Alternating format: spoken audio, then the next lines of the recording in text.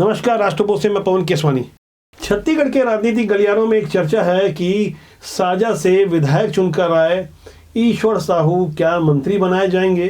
दरअसल यह चर्चा इसलिए आम है क्योंकि शपथ ग्रहण समारोह के दौरान जिस तरह से वहां मौजूद हजारों जन समुदाय ने ईश्वर ईश्वर के नारे लगाए और जिस तरह से उनकी लोकप्रियता झलक कर आ रही है, सोशल मीडिया में यह बात खूब ट्रेंड कर रही है कि ईश्वर साहू मंत्री बनाए जा सकते हैं। लेकिन जो भारतीय जनता पार्टी की राजनीति को गहराई से समझता है, उन्हें पता है कि यह अक्सर सभी फैसले जनभावनाओं के अनुसार नहीं लिए जाते।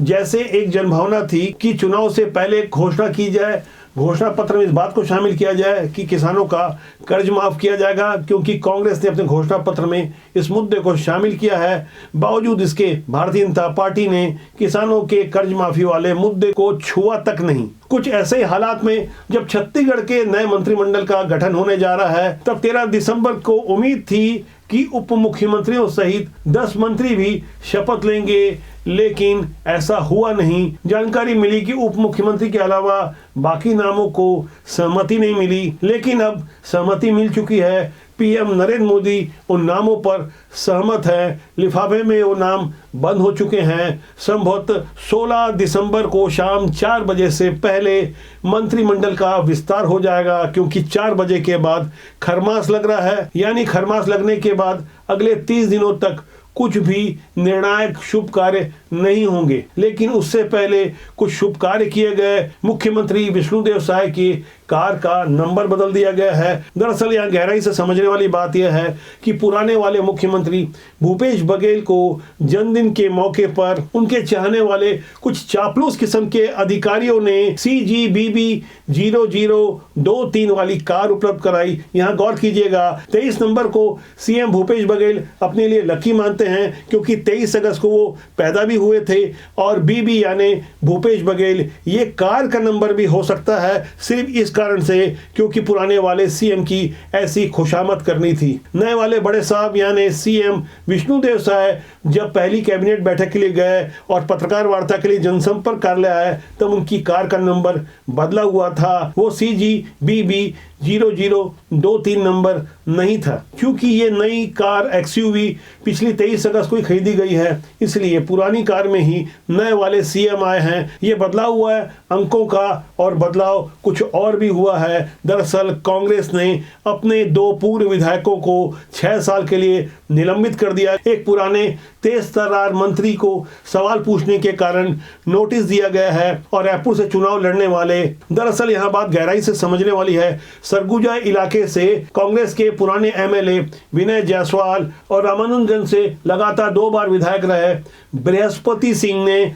सवाल उठाए थे। उन्हें टिकट नहीं मिली थी। तब खासकर बृहस्पति सिंह ने अपनी पार्टी के प्रभारी कुमारी शैलजा को हीरोइन बताते हुए सिस्टम पर सवाल खड़ा किया था। TS सिंहदेव पर भी ये दोनों ही मुखर होकर बोल रहे थे। ऐसे निवर्तमान 15 विधायकों ने अपनी एक टीम बना ली है और कांग्रेस आला कमान पर दबाव देने ये दिल्ली जा चुके हैं। यह समझने वाली बात यह है कि जो नायक होता है वो दुश्मनों से लड़ता है, और जो नालायक होता है वो अपनों से लड़ता है। कुछ ऐसी स्थिति कांग्रेस में है। यहाँ लायक और नालायक की लड़ाई हो रही है। जनता भी ऐसी नूरा कुश्ती को अब खूब समझने लगी है। तभी तो इतना प्रत्याशी चुनाव परिणाम दिया, जिसके बारे में विष्णुदेव साय ने पहली आधिकारिक सरकारी पत्रकार वार्ता में पत्रकारों को बताया कि हमें भी उम्मीद नहीं थी कि हमें इतना भारी बहुमत मिलेगा। इस पत्रकार वार्ता से पहले कैबिनेट की पहली बैठक हुई, और इस पहली बैठक में एक बड़ा निर्णय लिया गया। करीब 18 लाख आवासहीन लोगों को आवास दिया जाएगा। इसके लिए राज्य सरकार ने अपने कोटे के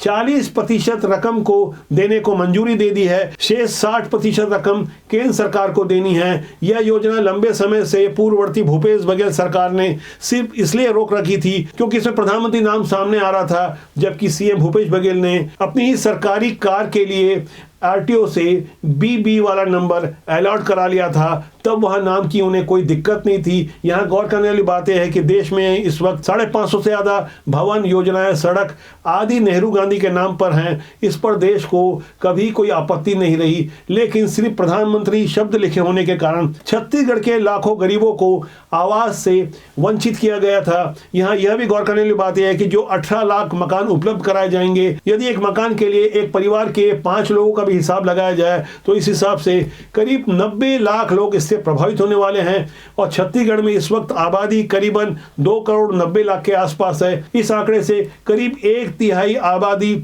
इस आवास योजना से सीधे तौर पर कैबिनेट की पहली मंजूरी से प्रभावित होने वाली है, लाभान्वित होने वाली है। पीएम आवास के बारे में यहाँ गहराई से समझने वाली बात यह भी है कि छत्तीसगढ़ में इस वक्त 18,12,443 जरूरतमंद परिवारों को आवास की स्वीकृति देने के लिए आवश्यक धनराशि उपलब्ध कराई जाएगी। प्रधानमंत्री आवास योजना ग्रामीण के अंतर्गत स्थायी प्रतीक्षा सूची के पात्र शेष परिवारों में 6,99,439 और आवास प्लस की सूची में पात्र परिवारों की संख्या 8,19,999 के लिए स्वीकृति दी जाएगी। योजना के तहत निर्माणाधीन 2,46,215 आवासों को भी जल्द पूरा कराया जाएगा। ये जानकारी मुख्यमंत्री विष्णुदेव साय पत्रकारों को दे रहे थे।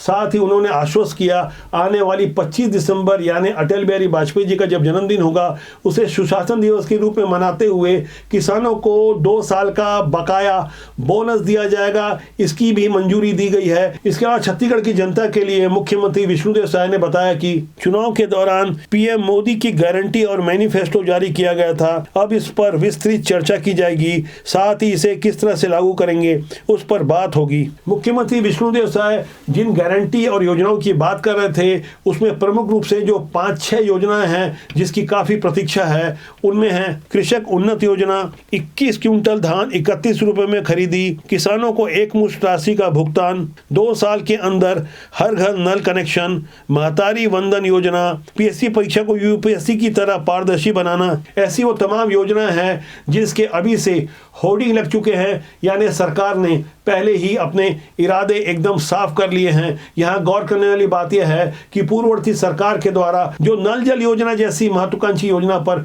भारी भ्रष्टाचार किया गया, जिसमें देश भर के कुल जितने राज्य और केंद्र शासित प्रदेश हैं उन्हें मिलाकर 36 की संख्या है, उसमें छत्तीसगढ़ का स्थान 31वां नंबर आता है, जबकि उसके बगल वाले कई राज्यों में 100% ये योजना पूरी हो चुकी है। और छत्तीसगढ़ के हालात कैसे हैं उसे हमें समझना होगा, जहां लोगों को पीने लायक पानी मयसर नहीं हो पा रहा है। इस अति महत्वाकांक्षी योजना को लेकर प्रधानमंत्री नरेंद्र मोदी ने जब दूसरी बार सरकार बनाई तो उन्होंने लाल किले की प्राचीर से 15 अगस्त 2019 को नल जल योजना का ऐलान किया था, जिसमें 3.5 लाख करोड़ की इस योजना के बारे में विस्तृत जानकारी देते हुए लक्ष्य तय किया था। छत्तीसगढ़ की पूर्ववर्ती सरकार ने अगस्त 2023 में हर हाल में लोगों के घरों में नल से पानी पहुंचाने का वादा किया था, लेकिन यहाँ जिस कदर भ्रष्टाचार किया गया है, जिस तरह से एक-एक कर पड़ते सामने निकल रही है, उसे भी हमें समझना होगा। प्रदेश में 48,59,443 घरों तक पेयजल पहुंचाने का लक्ष्य तय किया गया था। इसके लिए पाइपलाइन बिछाई जानी थी, जबकि मई 2023 तक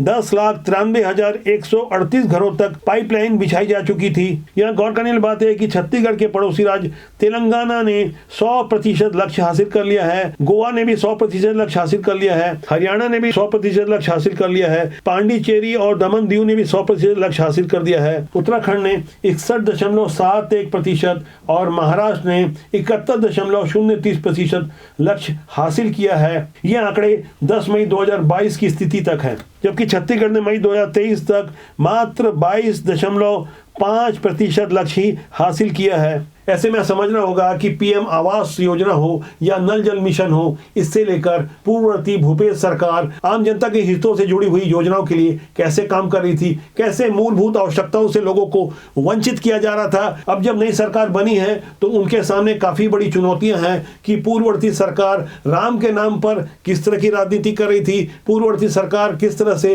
प्रचार प्रसार के मामले में आत्ममुग्ध होकर काम कर रही थी। यहाँ गौर करने वाली बात यह है कि जिन हालातों में हिंदी पट्टी के 3 राज्यों के 3 नए मुख्यमंत्रियों को बनाया गया है, उन पर केंद्र का भी दबाव है। यही कारण है कि मध्य प्रदेश में पहली कैबिनेट में 2 बड़े निर्णय लिए गए।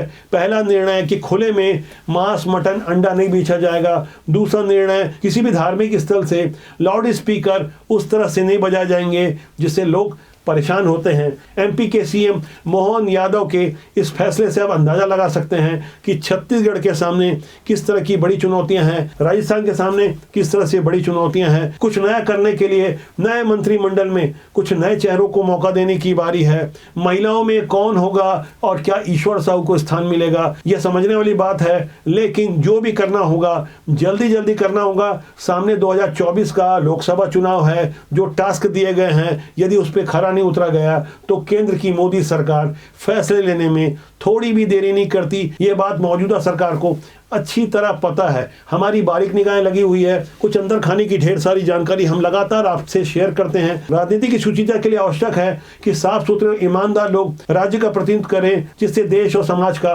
भला हो। राजनीति बुरी नहीं होती, उसमें काम करने वाले लोग अच्छे या बुरे होते हैं। तो आज के अंक के लिए इतना ही। मेरी आपसे फिर जल्दी मुलाकात होगी। मेरा आपसे आग्रह है कि चैनल को देखें, लाइक करें, शेयर करें और सब्सक्राइब करना न भूलें, जिससे आपका और हमारा साथ ज़्यादा मजबूती से लंबे समय तक बना रहे। नमस्कार।